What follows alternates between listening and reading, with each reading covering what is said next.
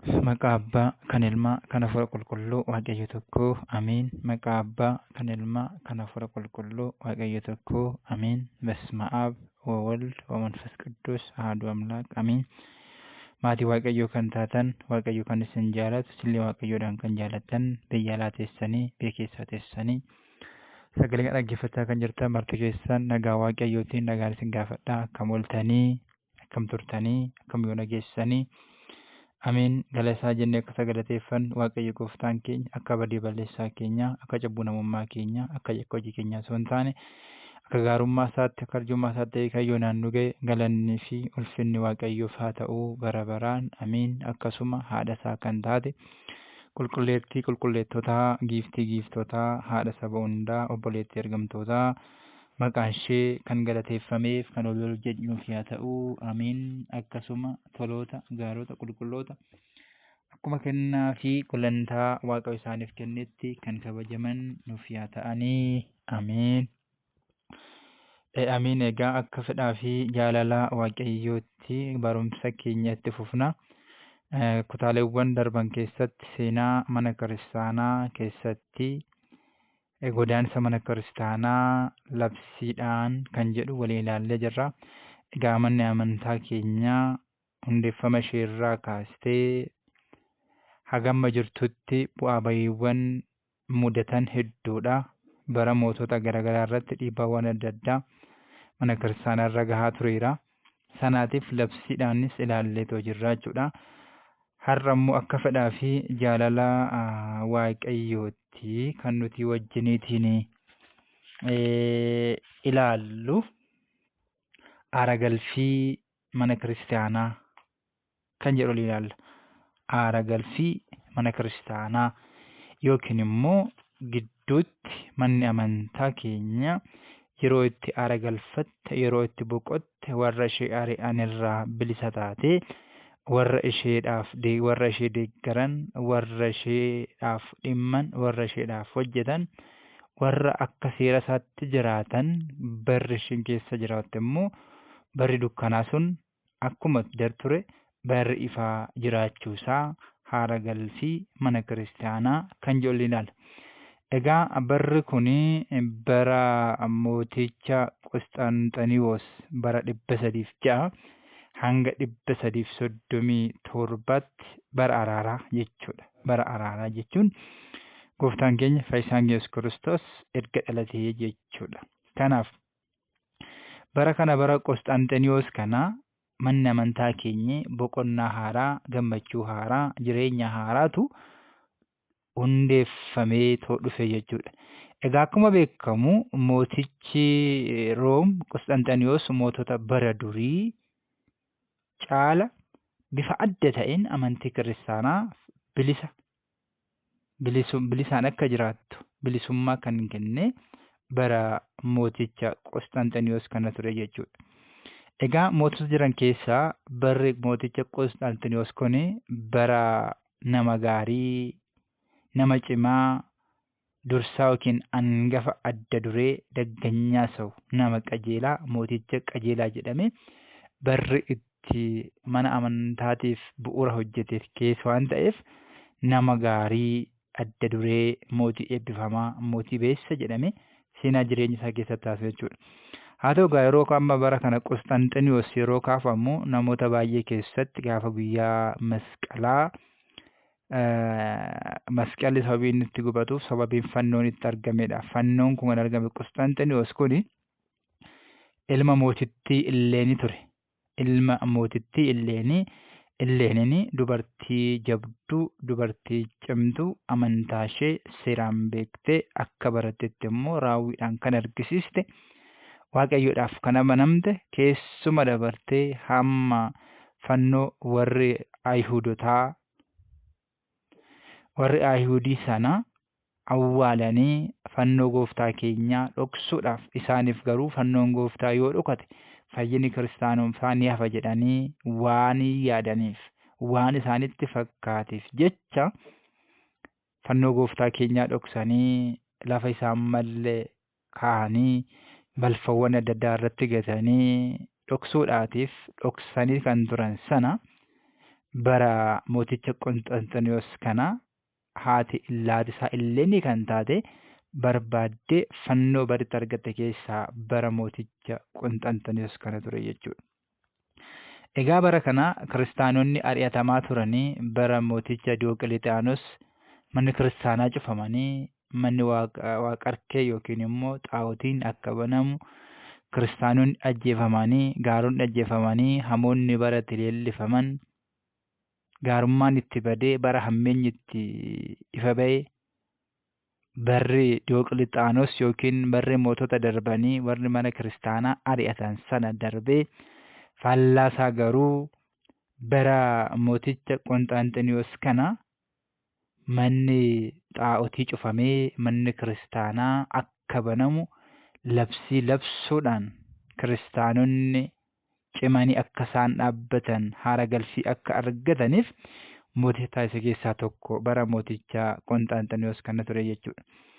Innis egaa Qonxanxiniyoos mirgoota mana kiristaanaaf kennisiise baay'eedha.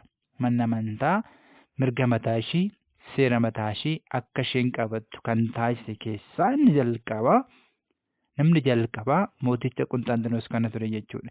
Mirgoonni manni amantaa qabdu sanas immoo maalinni mirgi inni gonfachiisaas immoo maalinni kan jedhu manni kiristaanaa gibira yookiin ashuuraa irraa bilisa akka baatu jechuudha. Manni kiristaanaa kaffaltii tokkoyyuu akka kaffaluu hin dandeenye gibira irraa bilisa akka taatu qaraxa irraa bilisa akka taatu bara mooticha Qonxanxiniyoos kana kan itti murteeffame ta'ee akkasuma gibiraa fi ashuuraa kanarraa akka bilisa taate akka hin kaffalle taasifamee jira jechuudha.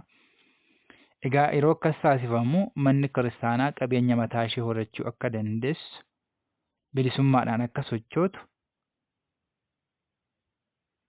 kan itti kenname jechaadha barri kun. Inni biraa galii mootummaa irraa mana kiristaanaatiif ga'ee muraasni mana kiristaanaatiif akka kennamu. Inni kunis gibira gabbaruun erga hafee kaapitaala mataa ishee of dandeessee hammatanii kuufatti.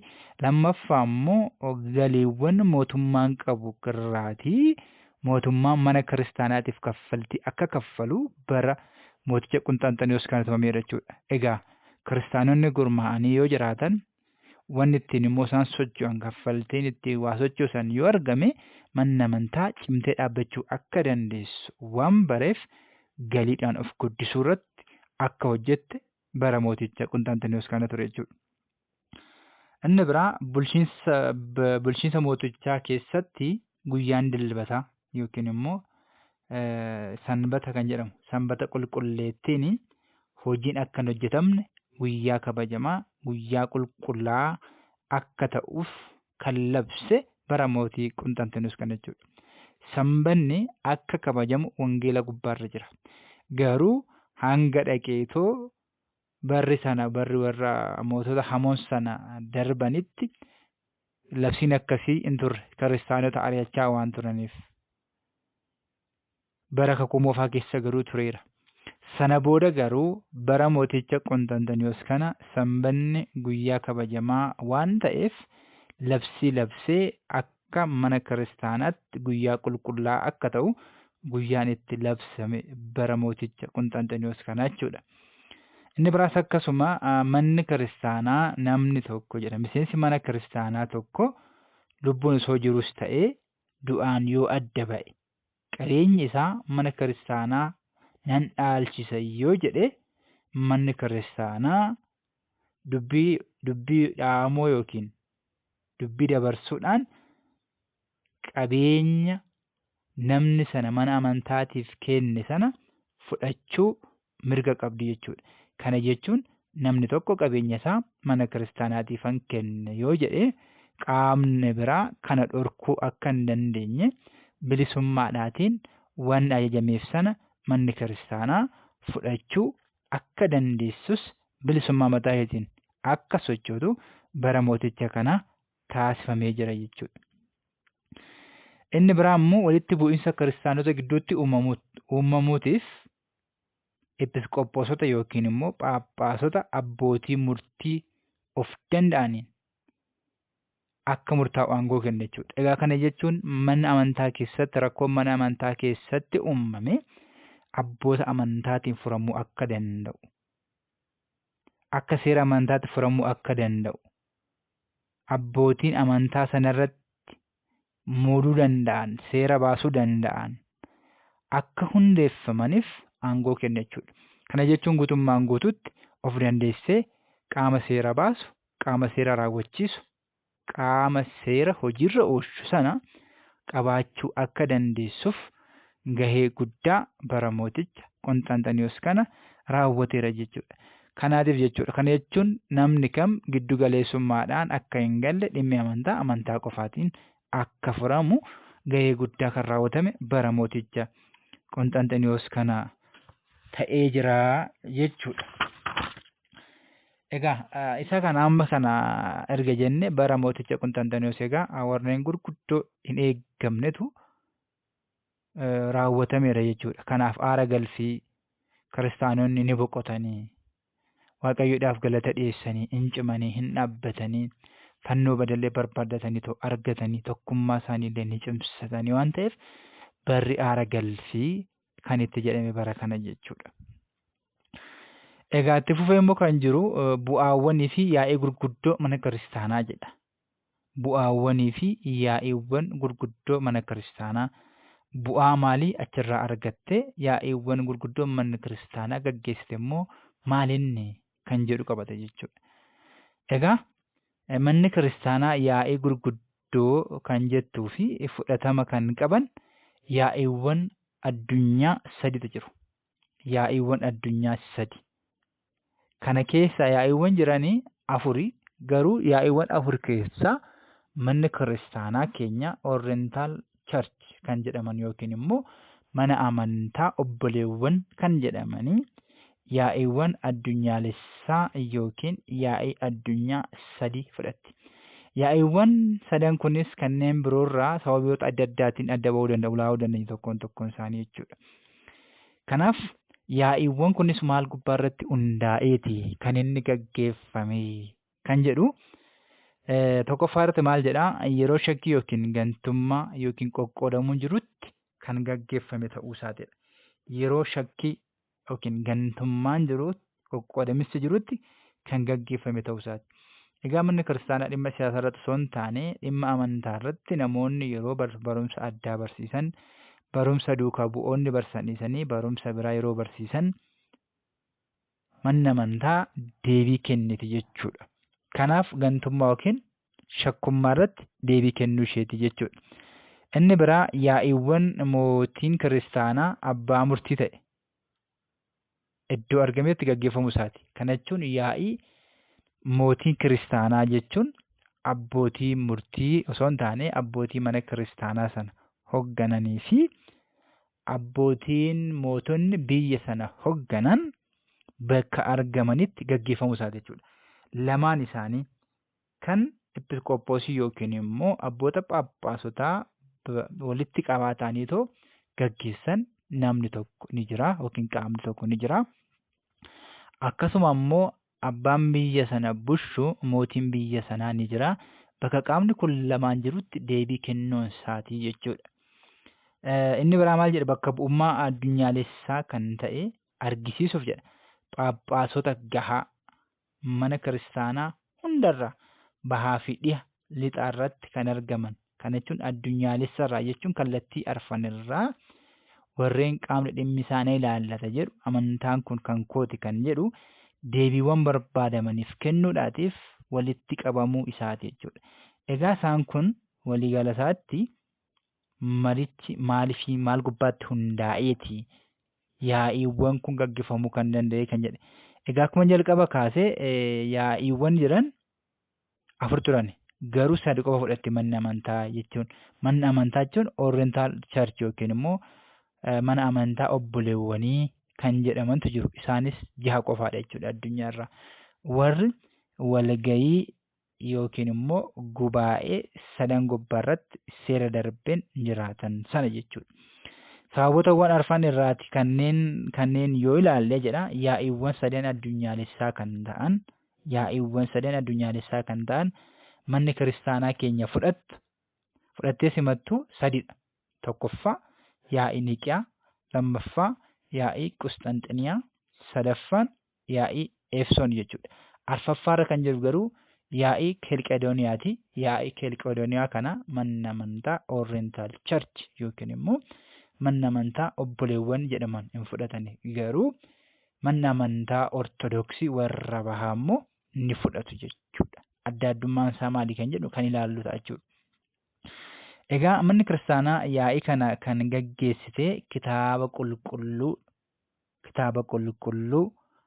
bu'uura godhachuudhaan egaa hundeen kamiyyuu wangeela qulqulluu yookiin kitaaba qulqulluu irraatii madda jechuudha. Isaanis yaa'icha kan gaggeessan, ragaa kan dhiyeessan, cimanis kan dhaabbatan, dhorkanis mana amantaa keessaatii warra shakkan sana kan baasanii bu'uura kitaaba qulqulluutiin jechuudha. Akkasuma immoo barumsa duuka bu'ootaatiin. Egaa barumsa duuka bu'ootaa duuka bu'oonni ijaatiin kan argan, gurraatiin kan dhaga'an, harkaatiin kan qabatan barreessanii seera tumanii nuuf dabarsanii jiru jechuudha. Kana wangeela gubbaa irratti maal jedha? Kan nuti barsiisneen alatti qaamni kan biraa barsiisu yoo jiraate kan abaarame haa ta'u kan jedhu hin jira. Kana jechuun duuka bu'oonni kan barsiisan alatti jechuudha. Barumsa haaraa jechuudha. Barumsa gantummaa kan barsiisan yoo jiraatan isaan kan abaaraman haa ta'anidha. Abboonni keenyas isa kana bu'uura godhachuudhaatiin kitaaba qulqulluu bu'uura godhachuudhaan barumsa duuka bu'ootaa fi barumsa amantaa yaa'iiwwan asiin dura jechuun sanaan dura gaggeeffaman walii wal simsiimuus qabatee dhiyaachuun mirkaneessuu fi ragaa bahuun raawwatamaa ture jechuudha. Ragaa irratti hundaa'eeti. Egaa manni kiristaanaa obboleewwan jahaan kan jedhaman isaan dura Oriental Church kan jedhaman. Oriental Church yookiin obboleewwan kiristaanaa kan ta'an, yaada tokko kan qaban, amantaa yookiin seera tokko irratti kan bulan obboleewwan kiristaanaa jahaan kan jedhaman jiru. Isaanis mana amantaa kan Itoophiyaati, kan keenya jechuudha. Mana amantaa kan Iskindiriyaati. Iskindiriyaan egaa maqaan ishee duraan osoo Misir yookiin immoo Gibsi hin ta'in maqaan ishee duraa Iskindiriyaa jedhamti jechuudha. Iskindiriyaa jechuun Gibsi yookiin Misir jechuudha. Tokkuma jechuudha sadan isaa. Inni kan biraa kan Sooriyaati. Sooriyaanii Oriental Church yookiin immoo obboleewwan jahan keessaa ishee tokkodha. Akkasumallee mana amantaa Armaan yookiin immoo Armaaniyaa jechaadha. Biyyi Armaaniyaas mana kiristaanaa obboleewwan jahan jedhaman keessaa tokko. Inni kan biraa immoo kan Hindiiti. Hindi obboleewwan jahan keessaa ishee tokkoo fi inni dhuma biyya keenya irraa teechatteen biyya mataa ishee kan taate Eertiriyaadha jechuudha. Isaan kun sadan mana kiristaanaa Ortodoksii Tawaahidoo yaa'iin kun qulqulluu ta'uu isaatti kan amananidha jechuudha.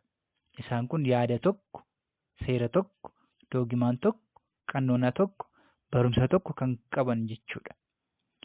Kanaaf obboleewwan kan jedhaman isa kanaatiin jechuudha. Egaa gama tokkoon hirmaattonni yaa'ii kanaa kan ta'an hayyoonni mana kiristaanaa qulqulloota jedhuun yoo jijjiirrame, gama biraatiin garuu dhugaa baatuu yookiin ragaan qulqulluun dubbii amantaa isaanii sababeeffachuun eebbi kan irraa argamedha jedha. Egaa yaa'ii sana gubbaa irratti warrawwan shakkaniif deebii kennuudhaatiif haa deeman malee walga'ii sana gubbaa irratti argamuudhaaf mana amantaatiif bu'aaleewwan adda addaa argameera jechuudha. Fakkeenyaatiif abbaatti ni amanna, ilmatti ni amanna, hafuura qulqulluutti ni amanna, barumsa duuka bu'ootaattis ni amanna, du'ee du'aa ka'uu gooftaatti ni amanna. Abbaaf ilma hafuurri qulqulluun tokkodha. Abbaan ilma hin caalu, ilmi abbaa hin caalu, hafuurri qulqulluun abbaa hin caalu jenne haayimaanota aaboo yookiin immoo dubbii amantaa kan jenne sana abboonni keenya gubaa'eewwan kana sadan gubbaa irratti seericha kan tumanidha jechuudha. Kanaaf mana amantaa tokkotti ni amannaa, barumsa duuka bu'ootaattis ni amannaa kan jedhani warrawwan barumsa duuka bu'ootaa sana hin fudhanne irraa adda bahuuf nuti garuu barumsa duuka bu'ootaatti ni amannaa. Waaqayyo tokkichattis ni amannaa. Yeroo nama ta'es waaqa, yeroo nama ta'es immoo waaqa, yeroo waaqa ta'es immoo nama jedhani seeronni baay'een nuti haayimaanota aaboo yookiin immoo timirta hayimaanotii gubbaa irratti barannu kan isaan gubaacha gubbaa irratti hundeessan jechuudha. Kanaaf achirratti maal jedhaa? Hojimaatawwan addaa yaa'iiwwan kana keessatti gaggeeffaman. Yaa'ii kana kan jedhu yaa'iiwwan sadan Niiqiyaa, Qostantiniyaa fi Efesoon jechuudha. Dhimmoonni yaa'ii kunniin haala addaa ta'een raawwatameera. Tokkoffaa dhimmoota dubbii amantaa waliin wal qabatan adda baasuudha jechuudha. Dhimmoota dubbii amantaa wajjin wal qabatan adda baasuu fi qorachuudha. Inni biraa seerota adeemsa mana kiristaanaa akka waliigalaatti tajaajila baasuudha. Akka waliigalaatti sinodoosii jechuudha, murtee abbootaa. Seerota adeemsa mana kiristaanaa akka waliigalaatti malee akka dhuunfaatti miti, akka addunyaalessaatti warraawwan seera kana fudhatan jechuudha. Inni biraa rakkoo mana kiristaanaa mudate hiikuu fi luboota gidduu, uummata gidduu yoo garaagarummaan isaan lamaan gidduu jiru hiikuudha. Mana kiristaanaa rakkoon yeroo mudate luboota gidduu rakkoo jiru furuudhaaf, uummata gidduu rakkoo jiru furuudhaaf, garaagarummaawwan qaamota adda addaa gidduu jiru furuudhaa fi hiikuudhaatiif gubaa'een kun faayidaa guddaa buuseera jechuudha. Kanaatiif isa kana hanga kan argee jennee fi yaa'iiwwan bara sanatti gaggeeffaman sana maal turanii?